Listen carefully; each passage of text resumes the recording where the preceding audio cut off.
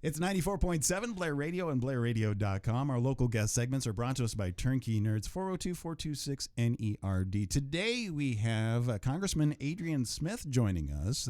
First time into the studio. Thank you for taking some time to speak with us. Thank you. It's great to be here. So you've been out and about after the campaign, and now you're a congressman for our area. And actually, you're doing a lot of different things. I know that you have, at least you've had, trying to get some meetings out, learning more about some of the needs and everything in our communities in your area, which is kind of a large area. How do you really kind of, my first question is, how do you make sure that everybody is covered the way they should be in an area like that?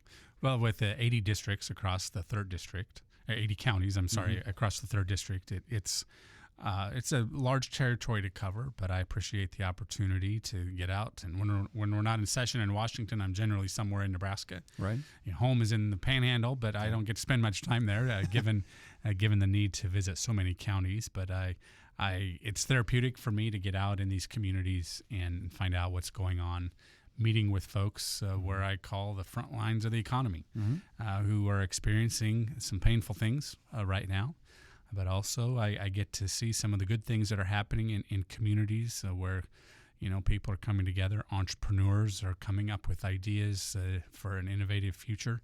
And I'm inspired by that. It helps me do my job and helps me just get to know more people and get their perspective. That is so important. So the majority of your constituents are in farmland, in communities that are rural. So is that a difficult challenge to be able to make sure their voice is heard when in Washington regarding some of the things that are going on in the world? Yeah, well, I even before I had the current number of counties, of course, I started in Washington with 68 and a half of Nebraska's 93 counties, realizing that even a similar sized population county with another, the issues can be very different. We have 2 time zones. We've got different geographical issues. Agriculture is different from one part of the state to another. So I've always understood that, it's important that we don't force a boilerplate approach on folks. And when we do, it can be very painful and defeating from what the intended purpose was. Is it a challenge to educate or to bring in these additional counties and everything to be able to be a part of the conversation and make them feel like they're a part of that? Well, obviously more counties requires more work. I get that, and that's part of my job. But what we try to do is get around to as many counties as we can with substantive meetings, not just driving through and saying we were there, but to meet with folks where they are, hear their ideas, and it requires time and resources, but that's a priority that I've always had. Yeah, and so when you go to Washington, what do you see your job as, just to make sure that everybody understands that?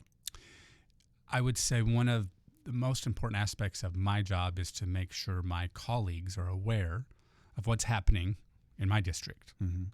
And also, across the river, Randy Feenstra, for example, we work well together. We actually get to work on the same committee now, on the Ways and Means Committee. 3-member delegation from Nebraska. It's very important that we work together. And especially with the changing district boundaries as they have been, that's important. But we've got a great team. I call it Team Nebraska, and with both of our senators, obviously, as well. We've got the great tradition of the Nebraska breakfast, 80 years running now. Yeah. It's a great tradition, and so we're back to normal on that, thank goodness, post-COVID.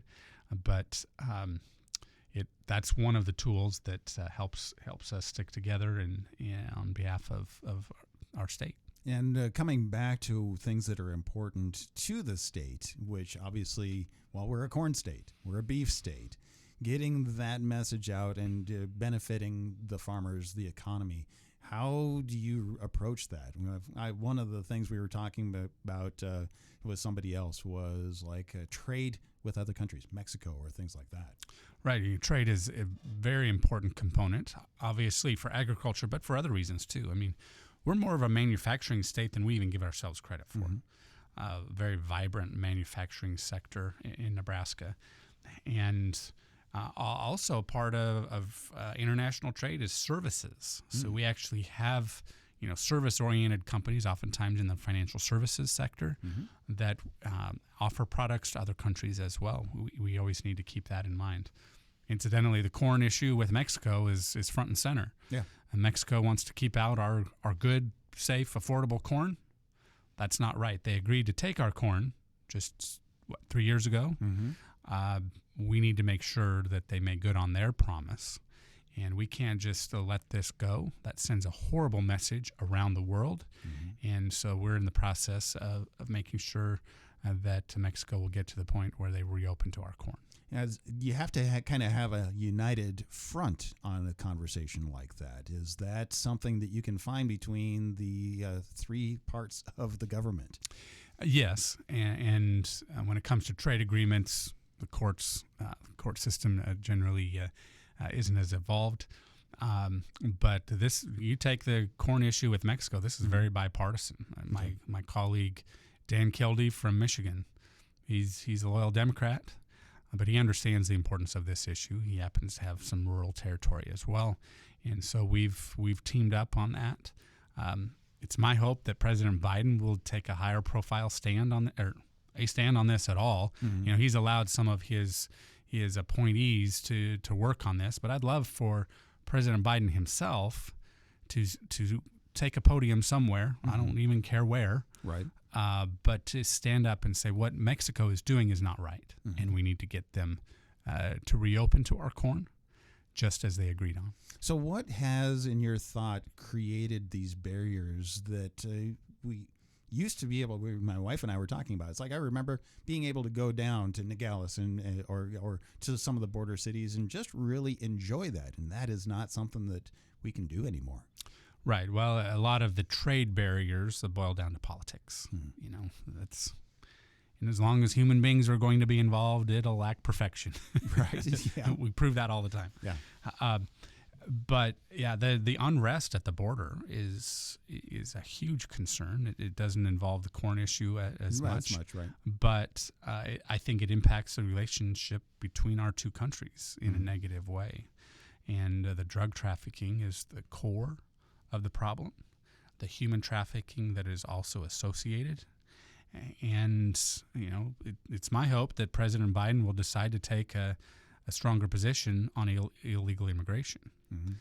Let's also make sure that we have the conversations we need to have about legal immigration, right, that are actually different from illegal immigration. Yeah, there is a legal way to do it, but how that needs to be a conversation as well. That's right. How do you need to expand that? Is that what falls into that category? Right. My great grandparents brought their kids through Ellis Island. Ellis Island to me is like sacred ground. Right. And yet when they came through, I'm told it was very rigorous. That ultimately ending up in Nebraska, they were migrant farm laborers at the time, or getting ready to be, and so the fact that the process was so rigorous, but it worked. Right. You would think we would have more to show for technology and still keeping our country safe, and yet having a legal immigration system that's functional. But right now, I feel like my observation has been that enough folks think that illegal immigration is easier than legal immigration. Right.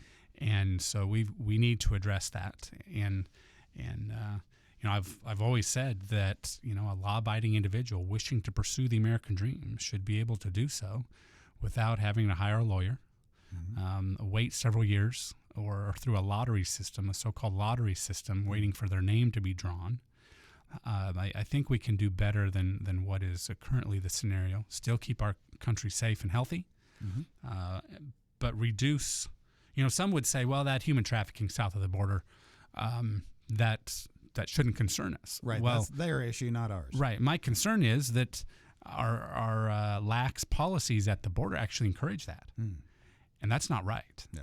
And so that I think we need more firm policy at the border that's understandable and sends the appropriate message that you need to go about it the legal way, the right way, in order for it to work, rather than just pursue these illegal means. All right. Well, we're conversing right now with Congressman Adrian Smith. We're going to take a quick break, come back and talk more about what you're working on now, and then perhaps a little bit about what you see as the future, the direction you would like to go. Right here on 94.7 BlairRadio.com.